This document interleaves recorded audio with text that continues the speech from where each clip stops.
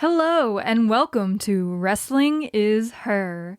I'm your host, Raja, and joined as always by the lone male voice of Wrestling is Her, John. Hello. And you've picked a very special night to arrive, because as advertised, we are launching into the new era of the show. We went into it last week, but this show was created to complement the ladies of this sport and add some flavor to the sometimes bland offerings that get fed to us way too often. Maybe most of the time. Most of the time. So in a nutshell, we're bringing you the results, the fun, and the stories, journeys, legends, and sometimes the how, who, or why this wrestling is her.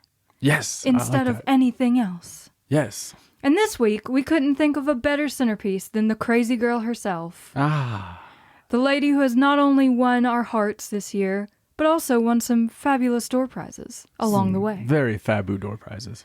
We do love her, Miss Suzu Suzuki. Yes. She has just come to life, and we want to talk about her as much as possible. We want to inform you about her, inform ourselves about her, find out as much as freaking possible. yeah, because she's intriguing, to say the least. Yes, she is. To be her age and be as accomplished and have such a story, but we'll get to all that. Yes, we will. I was so happy because my weekly pro wrestling edition arrived today. Oh, yes. With Suzu Suzuki's 5-star Grand Prix picture on the front. It's a very awesome magazine cover. A wonderful addition to the collection. You have a special edition coming too, right? I do, yes. I got the special edition as well. It's not shown up yet. What's the difference? I'm not sure yet. Okay. I guess I'll find out when it gets here. Okay. But it was special, so I had to have it. Well, yeah. No, I get that. Now, and, the cool thing about her is where she was recently independent, you can still get, like, trading cards and stuff. Yes, so. Exactly. You can get all the merch. Yes. But before we get to that, before we get to our main event, our feature, if you will, we're going to talk about some stuff that has happened in women's wrestling over the past few days. That the last few days have had so much stuff happen. I know, because it's only been a few days since we last sat here. It has. But there are some things that we need to talk about. Unlike, like, indie promoters, we actually have what's advertised on the card. So there you go. You can always count on us. Let's start with some WWE, shall we? Mm-hmm. Right now, in Raw, we had Raw recently. Right. And this is basically the culmination recently of what's been happening with the crazy brawling and the interrupting matches and the just weird endings to everything surrounding the Women's Championship on Raw. Quite a bit.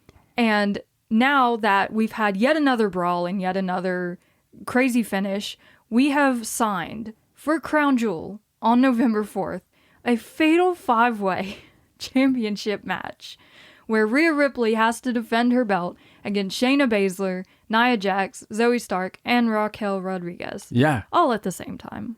It's awesome, match. It'll be very covered. It will. There will not be a bit of skin in that match. No. Not that that matters or anything. No. We like their gear. They got nice gear. Yeah. But that should be a crazy match. I mean, talk about the odds being stacked against the champion, honestly. Yeah. Having to face 4 other people and not even having to get pinned to lose your Do you think she comes belt. out of it, like, as champ? I don't know. Mommy has shown her ability to come out on top of things, even when the odds are stacked against her. Wow. Yeah. I'm not touching that one with a That's okay. 10-foot pole. Another cool match that was announced was Becky Lynch is facing Indy Hartwell for the NXT Women's title next week on Raw. Yes. So that's going to happen one night before she defends it again at NXT Halloween Havoc Night 1. So hopefully she still has the belt by Tuesday. Well, I mean, if she doesn't, it'll be a homecoming there for Indy. It will, yeah. I think people might be disappointed not to see the match they have planned for Halloween Havoc. Yeah, but considering. Speaking of NXT, of course, we still have the Women's Breakout Tournament going on. And this week we saw Carmen Petrovic defeat Jada Parker to advance, and Ariana Grace defeated Brinley Reese to go on to the semifinals. I thought Jada would win that. Yeah, for sure. But that means that next week, on the first night of Halloween Havoc, we're going to see Kalani Jordan versus Ariana Grace and Carmen Petrovic versus Lola Vice to see who goes on to the finals of the tournament. I mean, the finals are kind of written there, right? Yeah, it kind of Kalani seems like Kalani and Lola versus Lola. Yeah, it kind of seems the way that is going. I mean, it'd be very surprising if it wasn't that way. And then, as you said, Kalani wins, right? Yeah, Kalani seems to be the spoken winner here in this whole thing. But night one of Halloween Havoc is actually jam-packed with women's action because we also have 2 matches in the spin the wheel, make the deal variety. There you go. On the same night. Spin the wheel. Make the deal. Sorry, I'll never get past the Jake the Snake Roberts stuff. We're going to see Gigi Dolan versus Blair Davenport in a lights out match. Mm. And Roxanne Perez versus Kiana James in a Devil's Playground match. I like the sound of both of those. Yes, they both sound very exciting. Gigi and Blair always kill it when they go in there together, man. too. Yeah, that. That's always a must see. That is must see. And of course, in the main event of night one of Halloween Havoc, we will see the NXT Women's Championship defended when Becky Lynch takes on Lyra Valkyria. Well, they just know how to make us watch, don't they? Yes. It's kind of, you can't miss it. Well, I mean, that's kind of awesome with all the female talent that is getting on that show. So I'm excited. I agree. So there's a lot of really cool stuff coming up there in Get on them. WWE. Hey, let's give it up when we... Yeah, way to go NXT. That's awesome. Yes. Feature the ladies. There's been a lot of good action with this tournament lately. Seen a lot of really talented ladies.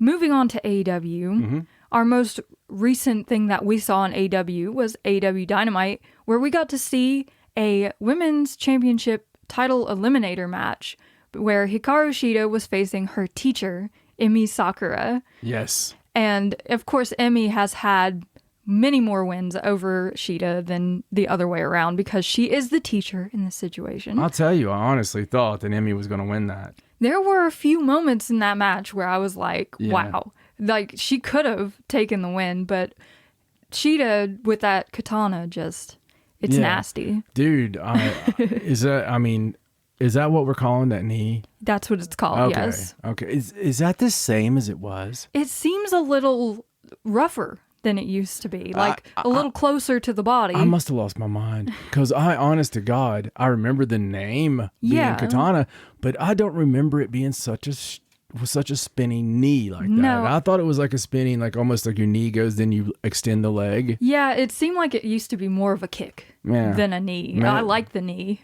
Yeah, I mean, maybe it's a new camera view. Maybe we just missed it. Yeah. But Hikaru Shida did retain it wasn't a title match, but now Emi Sakura doesn't get a title match, which is sad. But it was still a really good match. It shows how far Shida has come. Emi's had a great career. Against her teacher, she has. Very storied career. I mean, it's not done. I'm just saying. She is your highness. Yes, she is my highness. We also learned that on Saturday at Battle of the Belts 8, Kris Statlander will be putting her TBS title on the line, and she got to choose her opponent. And she decided to give Willow Nightingale a match. That was supposed to be a drum roll, and it wasn't. That was very much a... It was like a tambourine. Yeah, sorry about that. Yeah, so my tambourine roll. But I've been waiting for this match for so long, since Stat came back. I'm like, please give me Kris Statlander versus Willow Nightingale. Oh, my God. And it's time. It is. Except there's like little things to it. There's little. It's weird that they're doing it now. It's like the bedazzled version of the match. Yeah, because of course Willow is currently in her more heelish era. We don't know exactly if she's going full turn here. She got sprayed. She got misted in the eyes by that spookiness of Julia Hart. Yeah, so is she evil? I don't know, but I mean, when Sky Blue faced Kris, we saw how frustrated Kris got with Sky because she was like cheating a little and Wouldn't pulling it be hair. Crazy if Kris was the one that turns? She just got so mad. Yeah, these poor girls are trying to get over being like, chemically imbalanced by Sky Blue spit. And while they're trying to go through the round of antibiotics, Kris ain't got time for that. Kills them. Yeah, she ain't got time for that. I honestly don't know who's going to come out of this match with the belt. Me either. Because if they're starting this big, like, heel turn Willow Nightingale if it's a thing, if it's a proper turn, Willow wins. Has to. Absolutely. I mean, that's how you kick off a a story like that, right? Yeah, it has to. And then you battle up from the bottom. Yeah, definitely. Speaking of stories, we got to see yet another of Toni Storm's silent films on Dynamite. She just continues to be timeless. She is timeless. She hasn't had another match yet, but we are waiting in the wings for her to make her another debut. It's just as good. It is. Just seeing her is fun. And RJ City is always a good time anyway. Absolutely great together. And the last thing I wanted to mention in AEW was Miss CJ Perry, who has been just killing it recently with her wanting to find clients. And Action Andretti volunteered himself, as one does. Did, little punk. And of course, Miro took umbrage with that. Yes, being... and again, I love the story. Oh my God, I know so many of these couples. Yes. So I love the story that they're doing. Mm-hmm. And you know it's going to have to blow up in Miro's face. Oh, yeah. In his mind, he's trying to protect her from herself. Right. And from the glory and the fame and all the things that take her away from him, I guess. Yeah, no, it's not toxic at all. And I don't think CJ's going to take very kindly to it when they have this match between Miro and Action Andretti. It's going to get to the point where CJ is going to get somebody who is actually tough on Miro. Right. Somebody that's actually going to be a match for Miro. Yeah, which there's not many. No. We did see Lance Archer recently, and that was kind of cool, but he looked really good. Yeah. He could probably take on Miro a little bit. He could. He's but in that size range. At the end of the day, it's Miro. That's fair. And this is his wife. Yeah, and it's his wife. You have to turn it up a couple of notches. That's totally fair. On awareness, strength. Yes. Yeah. You do. So, let's talk about the 2 Stardom shows that we've seen. There you go. Since we last recorded. Starting with October 14th in Saitama. Mm-hmm. This was a house show leading into the opening of the Goddess of Stardom Tag League. And we saw a few good matches. There wasn't much story on this show. Yeah. They didn't do much in the way of build up or anything. No, and we theorized on that, right? That there's a lot of injuries right now in Stardom. Oh, yeah. A shit ton. Too many. That's our medical term for it. There's a shit ton of injuries right now. And we feel, because normally if you watch Stardom, if you watch the house shows, Jesus, Lord Slappy. Oh, it's like a mile a minute. Yeah, I mean, we have seen some of the Match of the Year candidates on house shows. Yeah. Because those ladies just let it all out all the time. But this house show seemed a bit safer. It did. A little calmer. It was almost like Rossi's over there going, now listen, nobody obeys. It was... No dives. Yeah. No chairs. Right. Yeah. None of it. So just be careful. We got a tournament opening tomorrow. It was great action. They still went harder than they normally would in the States on any show. Oh, yeah. But for Stardom, it was Stardom tame. Wrestling. Yes. This was actually Stardom house show wrestling, which is odd. It felt like a house show. And God forbid they're not doing what we watched in 2013. Like we when we go back and watch random shows. We just pick one out of the lot. Jesus, we went back and watched Io in the ring, and I think Iatani was in there. They might have been teaming. They were teaming, yes. And Saki, were they going to get Saki Kashima and somebody? Yes. It was just brutal. They were beating the crap out of each other. Yeah, I mean, just poor girls. Just brutal. My God. And they were all so much younger and Io littler. Shirai, Io Sky, whatever you want to call her, is just, if you forget what she was like, you should go back and watch. Yeah, just go back a couple years. Because a decade. that girl can cook. Yeah. I don't think there's any questioning that. No. So on this night in Saitama, we started off with a cute little comedy match between Fukigen Death and Koguma, where Koguma won with the Kuma roll in 5.5 minutes. We're a little bit strange because we love any chance to see Fukigen Death. Yeah, we're so happy when she makes us happy for some reason. That's what she's there for. Then we saw Mina Shirakawa defeat Hanako in another singles match with the figure 4 in 8.5 minutes. Beware of the figure 4. Hazuki and Mayu Iwatani defeated Miyu Amasaki and Lady C with the diving Sindon. You mean Hazuki, the girl that's missing from some list somewhere. From some list of about 250 women. Yeah. That Hazuki. That Hazuki. Okay. Just wanted to make sure it was that world famous Hazuki. Yes, that one. It's that one. Teaming with Mayu Iwatani. We should get her and Naito to do like a poster together. and let that be the centerfold of next Like month's. the missing ones. Yeah, Press and Illustrated always has the full color centerfold. We should have them team up for a centerfold. That would be hilarious. Like for makeup. For the Lost Children of the PWI rankings. Yeah. Oh, goodness. After that, we saw Megan Bayne, Suzu Suzuki, and Mei Seira, the Dream Team, defeat Ruaka, Momo Watanabe, and Natsuko Tora with a choke bomb in 8 minutes and 40 seconds. You call them the Dream Team. I call them Suzuki-gun. Yes. He's all about bringing Suzuki-gun back in Stardom. Yeah. Because it's there. It's there. I think actual Suzuki needs to come out and bless it. He just passes the moniker on to Suzu. Comes out and just, Why not? Have like a chop fight with her or something. Yeah. I mean, we're all in the same company here. We can share that stuff. Dude, Suzuki-gun, if I knew like the way to make it feminine, you know what I mean? Without ruining anything. Right. Because you can't do anything to the name. The name's the name. Yeah. I would just call it Suzuki-gun. But if there was like a possessive feminine, like something for gun. Right. I don't know. I'm sure they could figure it out, but I'd just be happy to have it be called Suzuki-gun. Yeah. Because it would be cool. Yes. And then in the main event on this night, we saw Maika, Tekla, Mai Sakurai, and Julia defeat Amisori, Saki Kashima, Shiri, and Mirai in 13 and a half minutes with a diving elbow drop.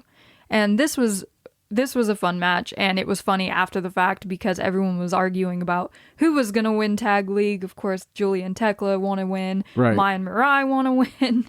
And Maika said her and Megan are going to win. So they were all just arguing. Yeah, Maika was a lot better than she has been, though. Yeah, she wasn't mean about it this time. She was very chill on this show. Yeah, she was. It was weird. Maybe she's confident because she's going to be teaming up with Megan. I don't know. Possibly. So that brings us to October 15th, the opening night of the Goddess of Stardom Tag League. Better known as that one night a week that John and Raja have to be up at 4 a.m. Oh, man. Living on the East Coast is hard, man. It when is. You like Japanese wrestling. It is. It has been for years. You got to wake up at 2:30 in the morning and wake yourself up. And it's rough. But we do it because we love it. Yeah, and we both don't have the luxury of going back to bed normally. So no. There's no going back to sleep after that. Especially if it's a good show. Then you're just pumped up. Yeah. So this show started off with a pre-show match where Ruaka defeated Yuna Mizumori with the Freezer Bomb in a 6-minute match. And then we saw Mai Sakurai and Tekla defeat Mirai and Miyu Amasaki using the Lady Clutch. And this match was just kind of give them a match because their partners are all gone. Yes, there was a few people out. Tam Nakano and Azumi were not there. Yeah. And of course, Mai Sakurai and Mirai are teaming up in the tag league, but they were against each other in this match. So that was kind of funny. Such a weird team. It was.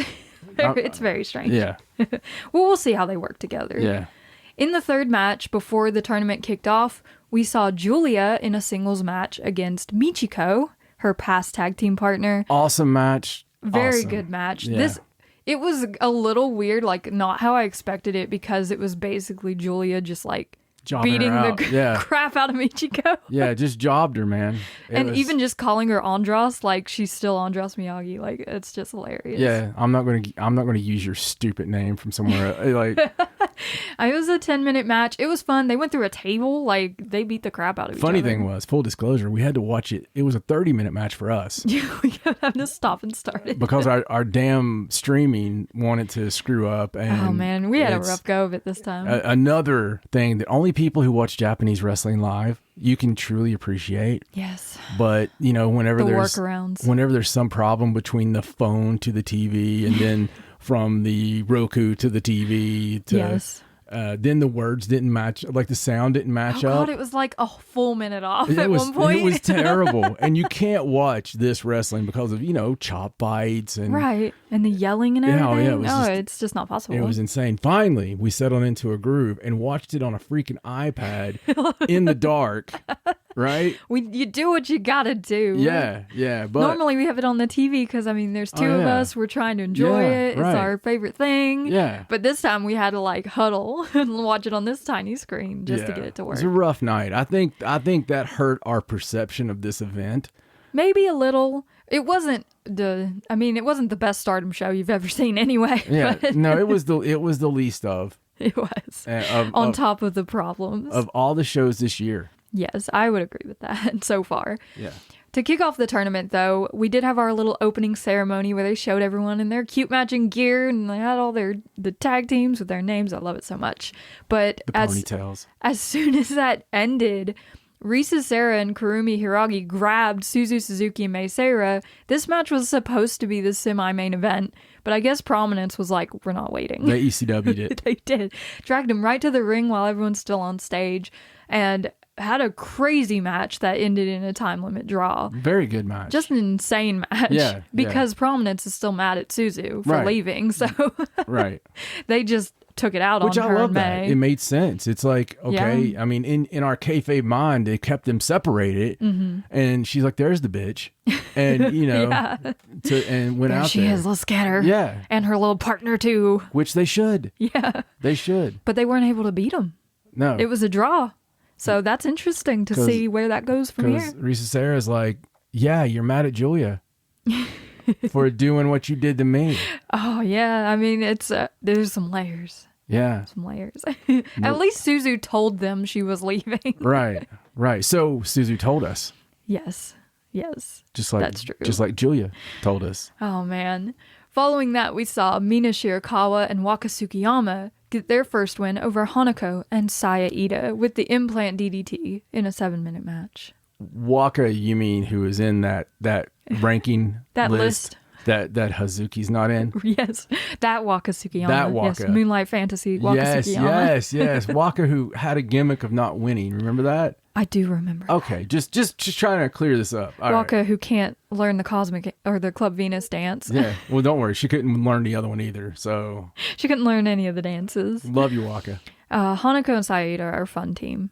They're just entertaining together. Yeah, and Waka, all joking aside, seems like the sweetest individual She does. in the world. And She's I don't adorable. I'm not actually throwing shade at you. I'm throwing shade at Pro Wrestling Illustrated. At list makers Yes. in general. The list makers. Then we saw Megan Bain and Micah in their big tag team debut in the tournament. Also known as the Favorites. Also known as Divine Kingdom, which is an awesome name. That is a cool name. They defeated Ami Sori and Lady C, who were a haphazard thrown together tag team when all the changes happened. That's with their an actual name. F5 in 6.5 minutes. I'd love to see them call themselves like haphazard or something. Haphazard like thrown together when all the changes are made. That's a great tag team In this name. corner. That's a total Japanese name, too. It is. I'd like to hear him say it.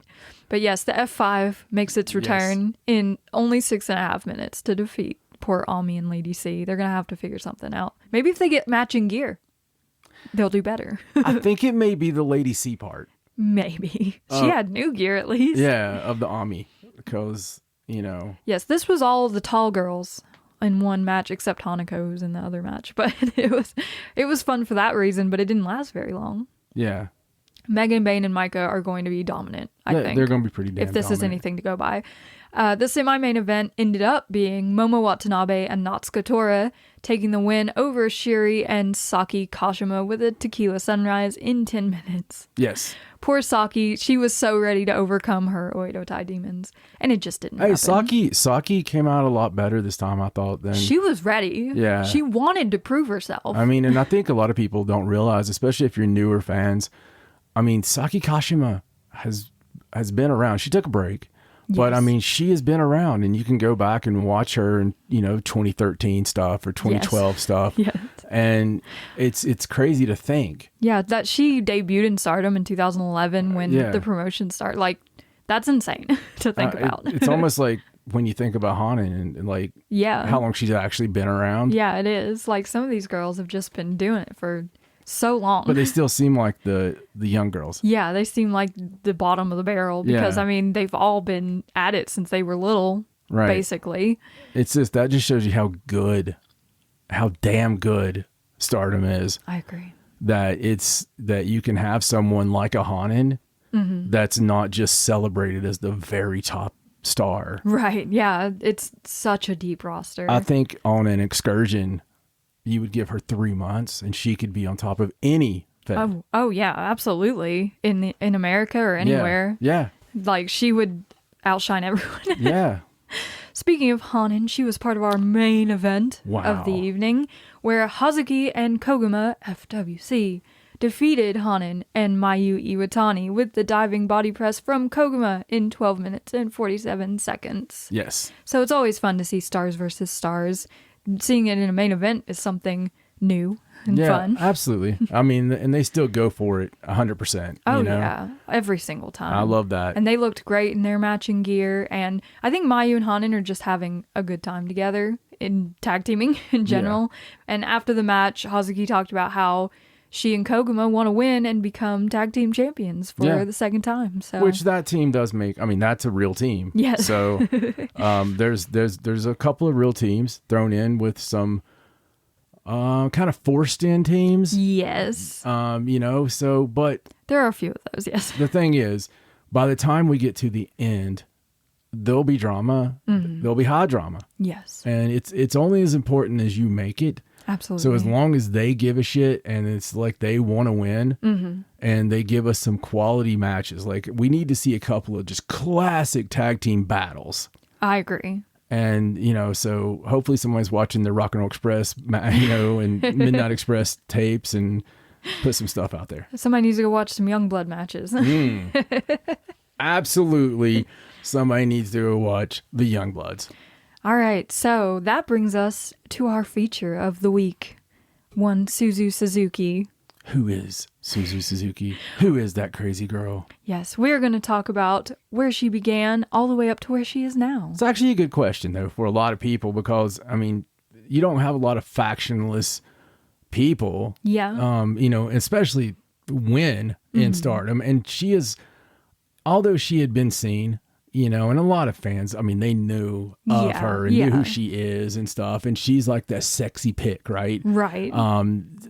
Even early on, people are like, oh, Suzu. And there's just something about her ambiance. There's something about her that makes you want to make her your favorite. She's a very special girl. Yeah. I mean, she's got that je ne sais quoi. There's just something about her that's so enticing, to want to follow her. Yes, she talks, you want to listen. Yeah, absolutely. Absolutely. And she's like instantly likable. Right. You just feel the tenacity and just the drive and the passion off of her every single time. Who hasn't felt that way? The emotions that she showed with Julia. From the anger to the being so angry you're crying. With somebody that you've loved and has hurt you and stuff. So I think we all got attached early on. So absolutely, it's fun just to go back and find out. So who is she? Well, let's start at the beginning in 2018. There you go. When Suzu Suzuki was meant to make her pro wrestling debut in Ice Ribbon.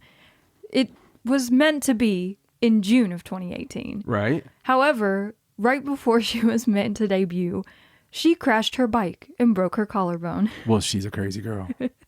She is. And this accident and injury delayed her debut for 6 whole months so that she didn't debut until December 31st of 2018, the very last day of 2018 at Ribbon Mania.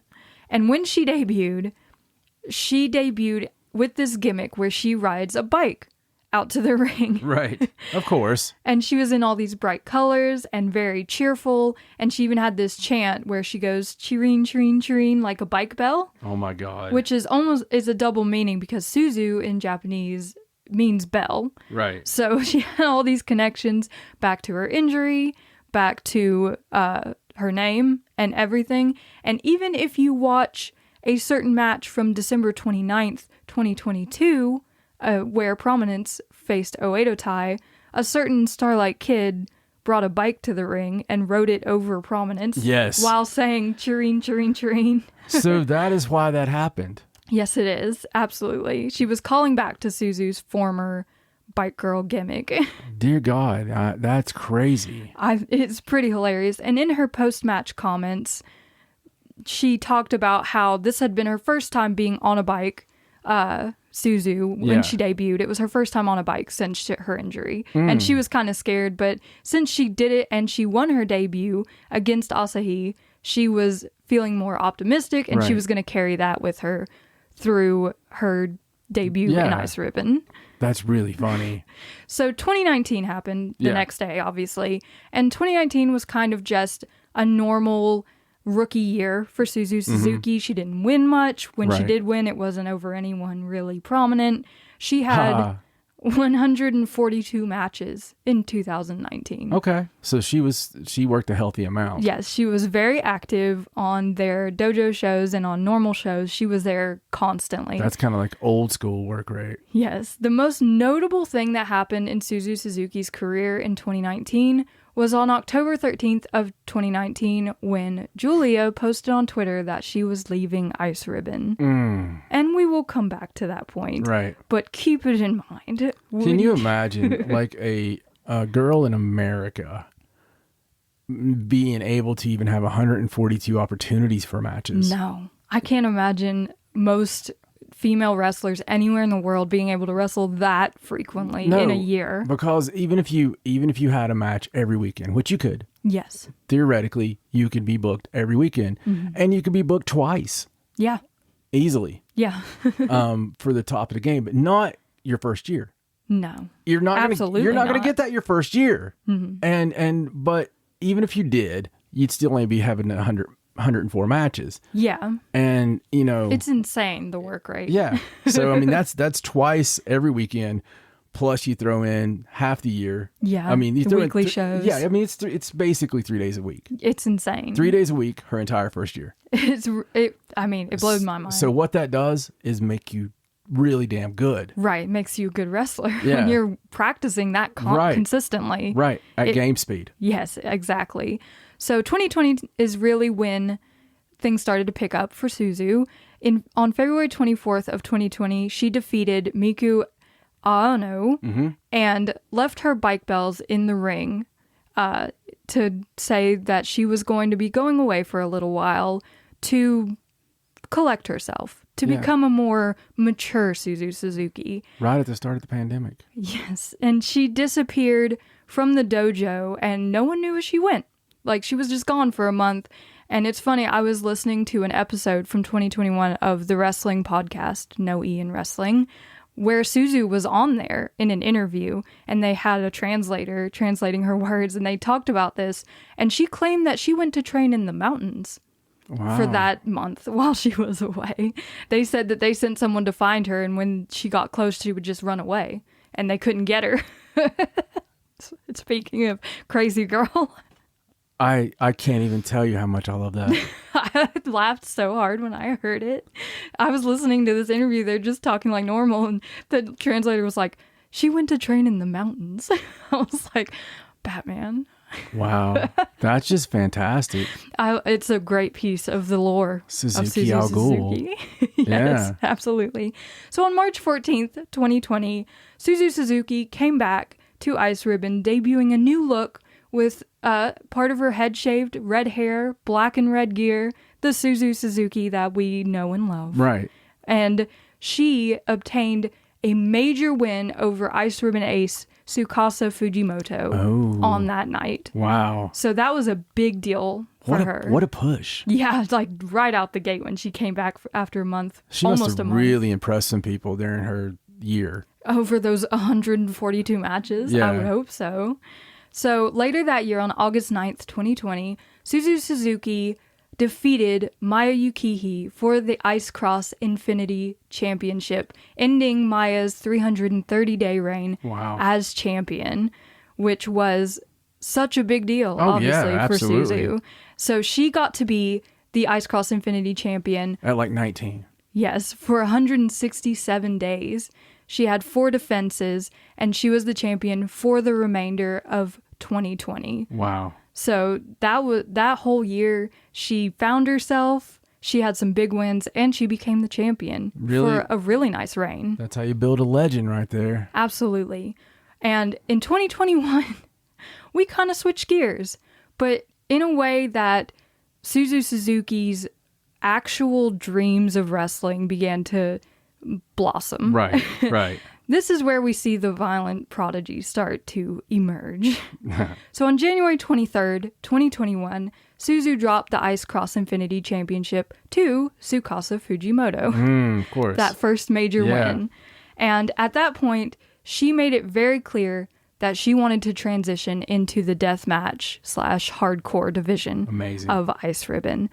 And this is where a little bit of backstory to young Suzu Suzuki comes in. Right. So when she was younger, she saw wrestling on television, as many of us do, and she was immediately drawn to it, especially deathmatch wrestling from Big Japan or Freedoms. Hell yeah. So anytime those shows came close enough to where she lived, her parents would take her, and her parents actually ended up becoming wrestling fans as well through taking her to the shows. Amazing. Which is really cute. Yeah.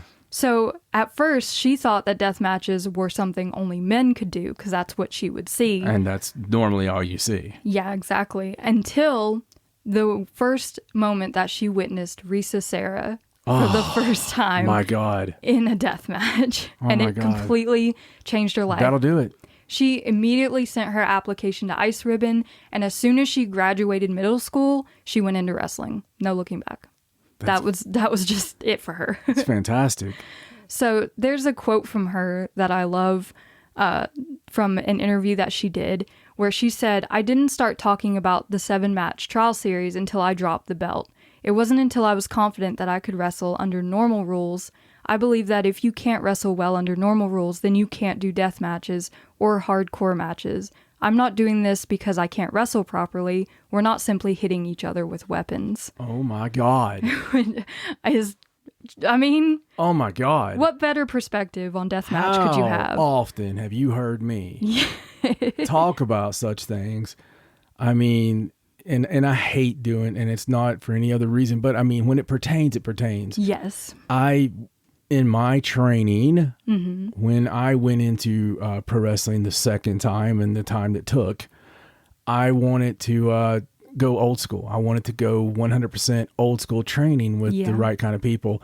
And my partner, my friend that became my partner off the bat, he wanted to do what was in vogue at the time, which was a little company called ECW. And, you know, he wanted to be hardcore. He wanted to be, that was what it was all about. Hey, man, let's just go fight. Let's just go, you know, show them and legit tough guys, you know, and he didn't want to do anything other than that. But I refused. I was like, look, we'll do that, but we're going to learn how to do headlock takeovers. We're going to learn psychology. And, you know, so we, like, my first couple of matches are so funny because we had like the hardcore stuff and Bubba, I know you can hear me right now. So I had the attacks from Mr. Happy Brian Wayne with the stop signs and the and the cuts and all this good stuff. Absolutely. And I also had these little guy, and I'll give a shout out, little Alan King action with some punches that you have to really wonder if they're there or not, and some incredible technical skills, you know, that you really have to have. You really have to have. Yes. And I think every referee should have them. I think every manager should have them. Anyone involved in the sport should be smart to the sport in that regard. Right. You know, I think you get a respect. You get a different respect for it. You get a different timing. Timing is everything. And how many times do you watch death matches where there's just no sense of psychology? There's no sense of timing. It's the worst, most painful thing. It's just boring. Oh, I've never experienced it. And it doesn't matter how many chairs or how many light tubes or how many, you know, whatever, you know, cows that you throw at each other.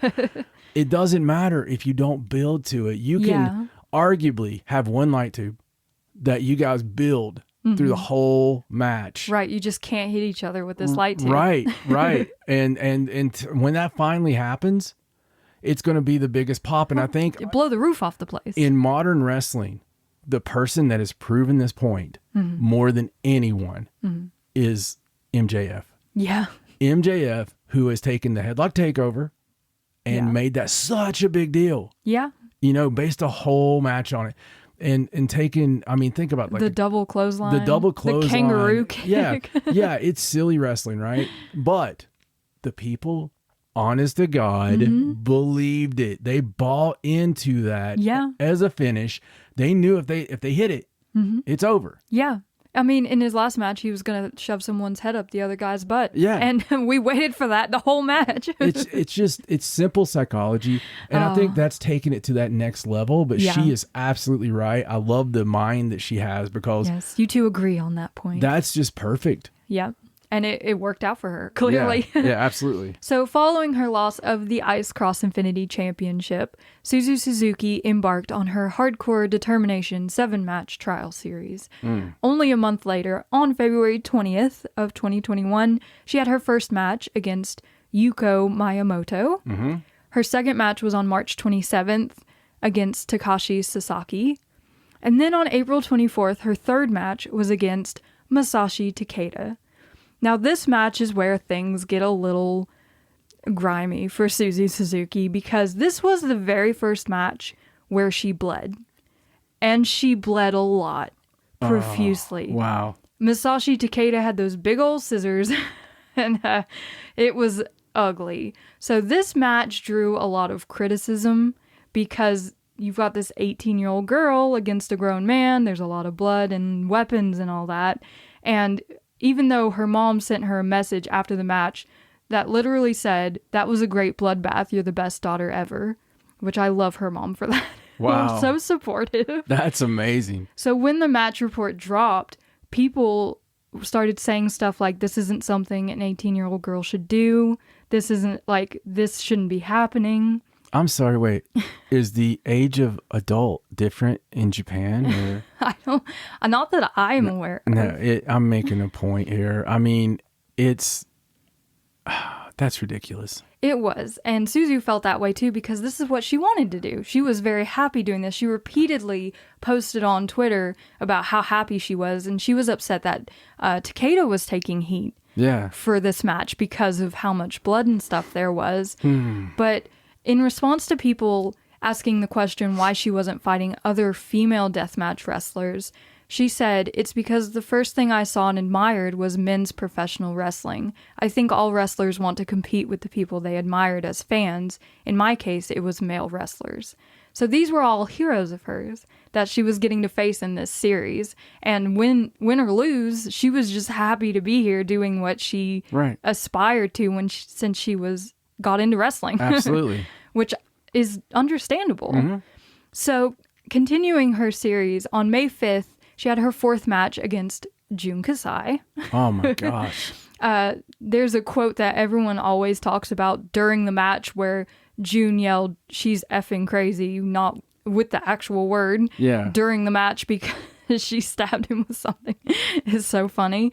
But after the match, Jun was very kind to her, and he said, "I heard there were a lot of negative comments online, but don't worry about it. There are a lot of people who spend their whole lives doing jobs they hate, but you're doing what you love. That alone makes you a winner, kid. Go and wrestle with your heart on your sleeve and wrestle death matches with pride." And I'm sure hearing that from someone like Jun Kasai was very uplifting for Suzu at that point in her career. The man who can't walk into an arena without the chance, right? Yeah, absolutely. So a legend. Yeah, absolutely. And when talking about Suzu's potential, Jun said, "If I knew where it is right now, I'd have no problems, but her potential is infinite." Do you think that could be one of the reasons that we've spotted him in Stardom crowds? It could be. He might just be a big fan. Yeah. I wouldn't blame him. Now. Yeah. But, because we famously seen him, and oh my God, was that not a Suzu Suzuki brawl? Probably. That we seen him. Maybe I'm wrong on that, but it was recently. It was at a Korakuen Hall show. Yeah, it might have been her match with Tam. It very well could have been. Yeah, so cool stuff. So 4 days later, after that match with Jun Kasai on May 9th, she had her fifth match against Isami Kodaka.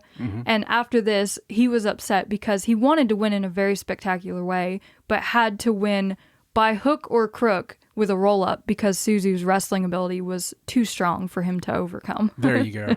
Which I just love. And she closed out this 7-match series with her 6th match on May 30th against Abdullah Kobayashi. Yes. And then her 7th match on June 27th, which was a barbed wire board death match against Yuko Miyamoto. Wow. So she got to have all those matches against people she admired. And she was the talk of the deathmatch world at that point in 2021. And along the way in this year, Prominence was born. Right. With Risa Sera, Akane Fujita, Mochi Miyagi, Hiragi Kurumi, and Suzu Suzuki. Just amazing. And, of course, at the end of 2021, on December 1st, on the same day that they announced Prominence as a thing, they also announced that they were all leaving Ice Ribbon to blaze their own trail, put on their own shows, and basically just be their own entity outside of Ice Ribbon. That's wild. Just a troupe of deathmatch girls. It was quite the idea. Yeah. And I'm here for it. Yeah, I love it.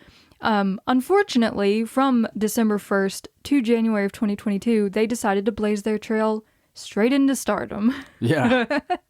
So on January 29th, 2022, Prominence made their debut in Stardom, picking a fight with Donna Del Mondo and former Ice Ribbon wrestler Julia. I'll never forget it, though.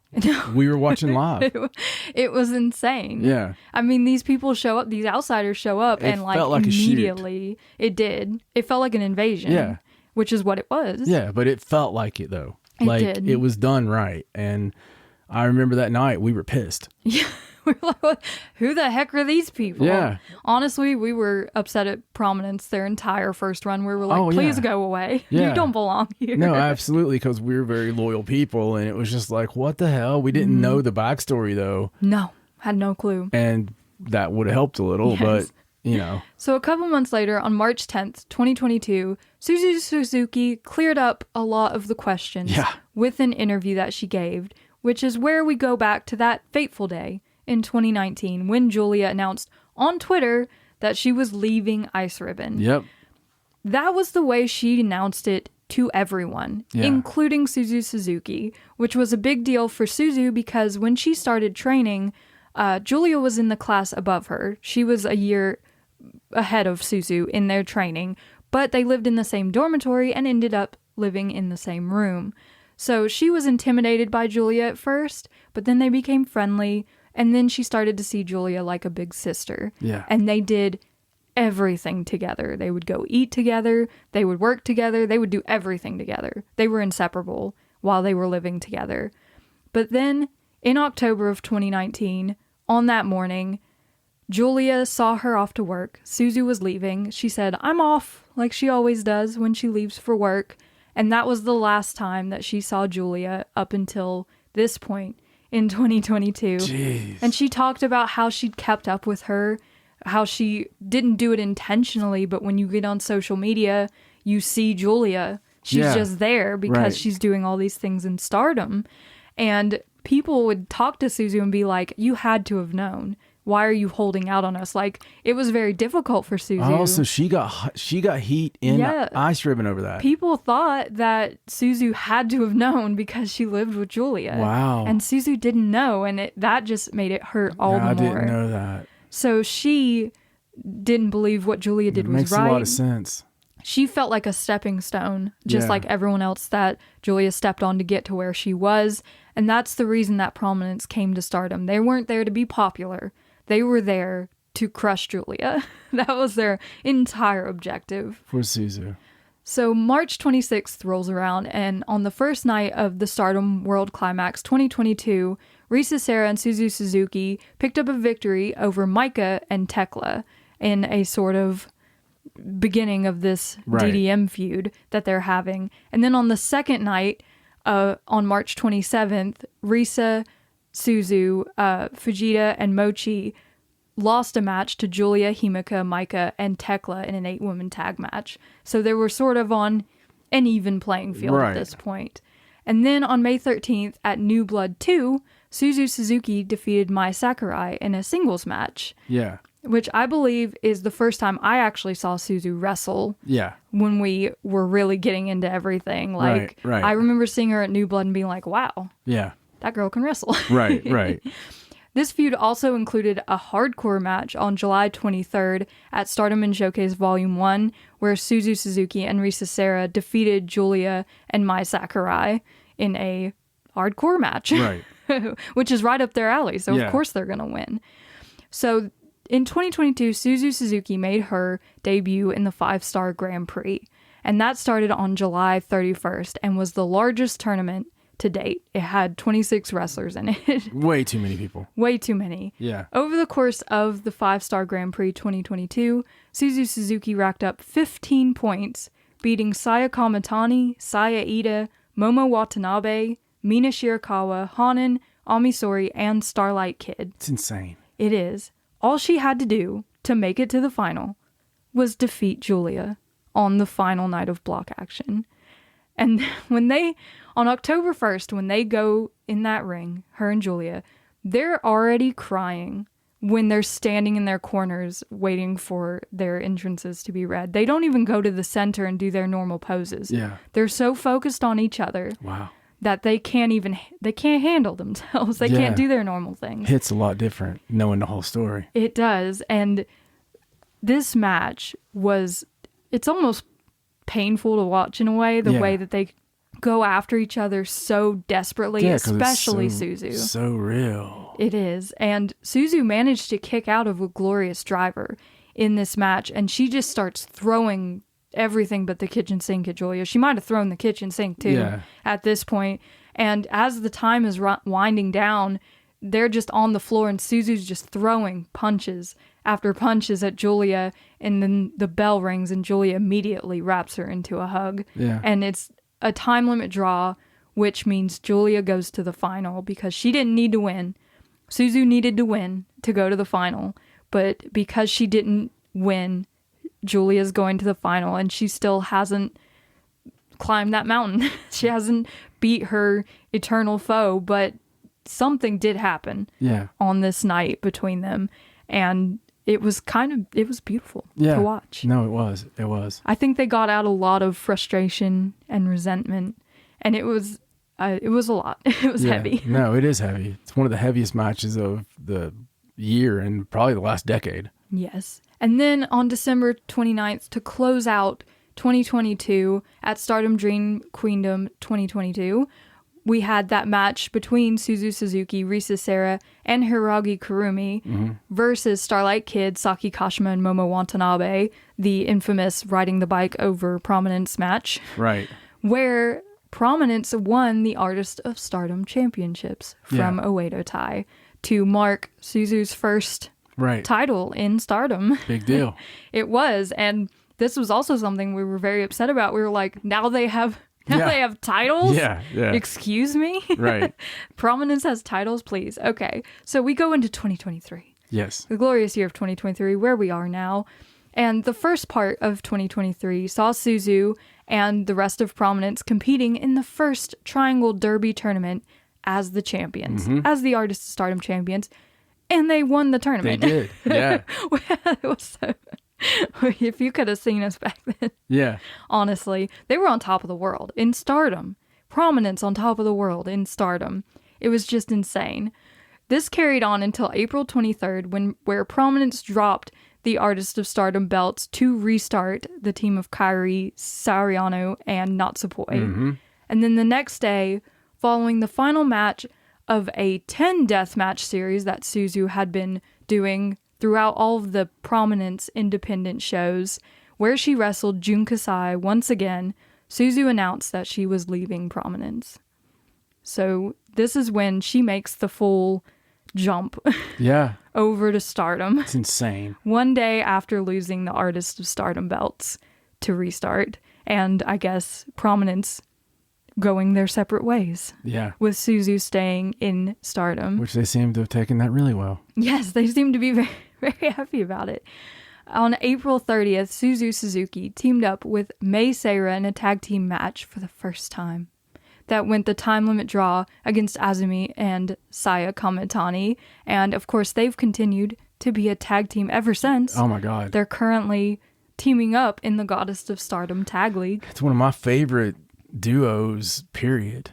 I love them too, inside and outside the ring, because you'll see a lot, if you follow social media like we do, that you'll see a lot of them eating and, hanging out and stuff. Yes, you will. Then a month later, on May 27th, at Stardom Flashing Champions, Maika teamed with Suzu Suzuki and Mei Seira for the first time. That brings us to June 4th at Korakuen Hall, where we had the generational struggle match. Oh my God. Utami Hayashishita, Saya Kamatani, Maika, and Suzu Suzuki versus Julia, Mayu Iwatani, Tam Nakano, and Shuri. And this was just the visuals of this match were incredible. Yeah, that match, like you said, the visuals of seeing them stand there was the embodiment of wrestling as her. Absolutely. And this match went to a 30-minute time limit draw. It's an amazing match. And at the time, the Queen's Quest story was at the forefront. Yep. This was when Utami and Saya were at odds and things were not going well in Queen's Quest. But in the background there, between a couple other people, another story was kicking off, was brewing. On July 9th, Stardom returned to Korakuen Hall for Generational Struggle 2, an elimination match, where Mirai, Saya Kamatani, Maika, and Suzu Suzuki took on Julia, Mayu Iwatani, Tam Nakano, and Shuri, with Mirai replacing Utami Hayashishita, who decided she was done with the generational struggle after that first match. And this was a fun match with people like double eliminations left and right. And it was 28 minutes long with multiple eliminations. And in the end, Maika took the pin to lose the match, and Suzu was mad about this. Yeah. Suzu Suzuki got in the ring. She was like, this was my idea to do this again, and you just lost it for us. And Maika's like, what are you mad about? You got eliminated? Why are you mad at me? But she told Maika in that moment, meet me in the 5-Star Grand Prix finals and we'll settle this in the right way. Yeah. And little did we know. Oh, at that point. We laughed about it. Yeah. Because of the murderer's row they're up against. Exactly. Especially Suzu Suzuki being in a block with Tam Nakano, Shuri, Mayu Iwatani. It was insane at the time. Starlight Kid, Poi, yeah, Hazuki, everyone. Ami Shori. Skatora, I mean, Jesus Christ. It was insane to think that would happen at the beginning. But from July 23rd to September 30th of 2023, we had the start of a crazy 2 months of the 5-Star Grand Prix with 20 wrestlers. Of course, we lost Saya Kamatani the first night to an elbow injury, and by the end, we'd lost Utami and SLK as well. So there were so many things happening in this tournament, so many crazy things had to go down where people didn't have matches, there were buys every which way, until the final night, where Suzu Suzuki didn't even have a tournament match because she was meant to face Saya Kamatani. Right. And so many things had to happen for Suzu Suzuki to go to the final of the 5-Star Grand Prix. Like, Tam Nakano had to lose, Natsukatora had to lose, and Shuri had to lose their matches. Yeah. For Suzu Suzuki to go to the final. And all of that happened. Yeah. And then, on the other side, Maika versus Mirai decided the winner of the blue block, and Maika pulled out the win. So we had Maika versus Suzu Suzuki in the final of the 2023 5-Star Grand Prix. Right. And it other than Suzu, on Maika's story, Maika's story had been developing as, the second to Julia, but really the fans pick. You know, everybody loves Maika, so everybody's hollering for Maika, everybody's buying the Maika stuff. And really it felt like it was one of those, especially when Saya went down. Yeah. It felt like, well, this is probably Maika's, It's Maika's time. Yeah, this is Maika's time. We're going to lift her up finally. Yeah. And she's going to be a top player. Yeah. And it really felt... I think Maika felt that way. Yeah. Well, obviously, right? But it really felt that way. And when this happened, it's like, well, that's really awesome for Suzu, and what a big prominent spot for her. Yeah. But still yet, I think there was a lot more doubt. Like if you did live odds, right? Like they do in football, live odds, I would dare say the live odds were probably still in the favor of Maika. Yeah. Going into that final. Because she's an old standard. Right. She's a great wrestler. Right. She's been there the longest. I mean. She signed. Yes, exactly. So they go into this finals match and Suzu Suzuki pulls out the win to win the 5-Star Grand Prix in her second year in the tournament without a faction, just being the crazy girl. And what's even more amazing about that is when you stop at that point and you look back at the accomplishments from day one, you're like, oh, wait a second. She did this. She did this. Yeah. triangle. I mean, all this stuff like leading in. You're like, okay, yeah, no, Makes total sense. She's been legit since day one. Yeah, she really has. From that first year where she wrestled all of those matches just trying to get better. And she was destined. Having Julia on commentary during that final. Mm-hmm. And the way that moment when Suzu wins. Yeah. And Julia's down there. I mean, it's there's still so much unfinished business. There's a mixture in Julia of pride of this girl she knows and loves as her little sister, and the jealousy of just wanting to be that person in the ring getting that crown. I mean, I know how that needs to go for me, but I don't know. I would almost love to see, Suzu have to beat Julia, but for the red belt somehow. That would be crazy if we get there eventually. Eventually get there. But I don't know. Of course, up since then, tempers haven't cooled off between Suzu and Micah. They've been constantly fighting in the ring. They lost an Artist of Stardom title match because they were fighting. Micah is just so mad about everything right now. And in the midst of the 5-Star Grand Prix, during the Dream Tag Festival, where Suzu Suzuki was teaming with Julia, Prominence made their return to Stardom to attack and announce themselves for the Goddess of Stardom Tag League this year. Yes. Which we saw how that panned out in the first night where May and Suzu went to a time limit draw against Risa Sera and Kurumi Hiragi. There's a lot of layers to the story. There's a lot of layers. And it's not even, it's just getting started. We got a long road to hoe. I mean, you're going to have, the Suzu pull off the red belt victory first, possibly. And she has a title match on November 18th against Tam Nakano. Yeah. For winning the 5-star. She seems more of a white belt to me, but... She's definitely got white belt vibes. Yeah. But I would be scared to see her against Mirai. No, I mean, there's so much to do. And listen, that great research. I learned stuff. I love that story. I had so much fun. I love her story. And, that's the embodiment. Wrestling is her. Absolutely. And Suzu Suzuki is her. Yeah, 100%. Absolutely. I agree. Great work on that. I can't wait to see what's next for Suzu, and I can't wait to see what's next from you. Yes. Can you give us a little taste, a little hint of what might be the next story? I think I'm going to keep this one a little close to the chest. You'll have to see. All right. Tune in next week to see what our feature is. It's going to be something super exciting. All right. Fair enough. So make sure that you follow us on all of our social media at Wrestling Is Her on Facebook, Twitter, Instagram. Let us know how you felt about this change in the show, what you like about it, what you didn't like about it. We will take it all into consideration and still do what we want. So we will see you next week on Wrestling Is Her. Bye. Bye.